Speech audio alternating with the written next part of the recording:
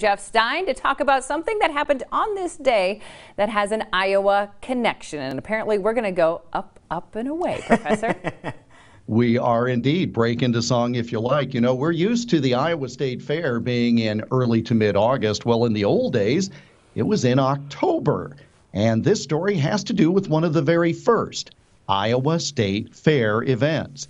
We, of course, take air travel for granted nowadays, but it was not that long ago that soaring through the sky was really quite a novelty.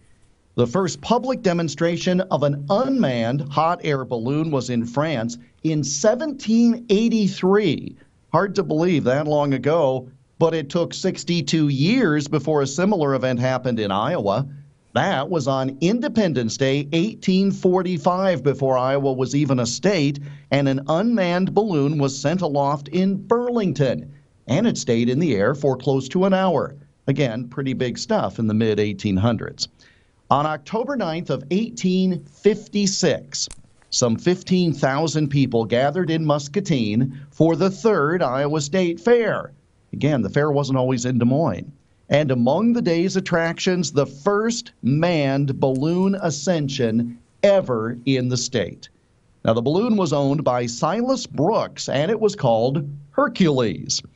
Newspapers called the event entertainment with a very heavy expense and the greatest novelty that has ever visited the city. At around 4:30 in the afternoon, the balloon began to rise, and a gentleman we only know as Mr. Leonard climbed into the basket. He drifted for 45 minutes, coming back to Earth in Cedar County, 3 miles north of Wilton, some 15 miles from where he started in Muscatine.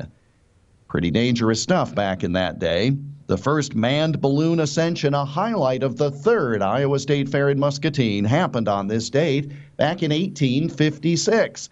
You could not have gotten me in that contraption then, and probably not now either. Oh, you've never been in a hot air balloon?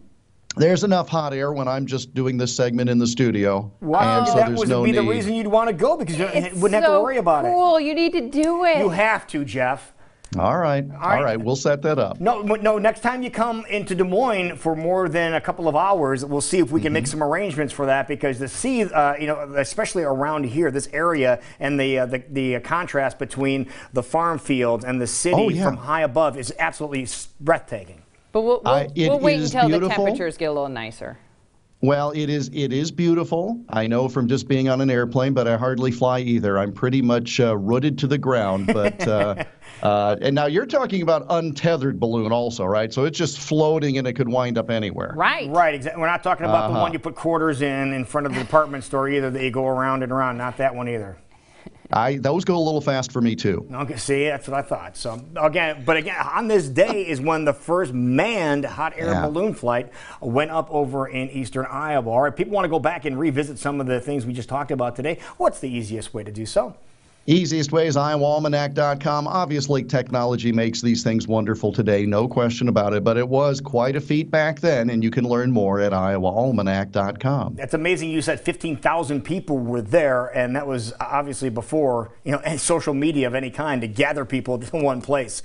So they all. It was before automobiles. You didn't have a car. Yeah, True. Yeah. So they had to get there well ahead of time. So that was very cool. Yeah. Well, thank you very much, sir. We'll talk to you soon.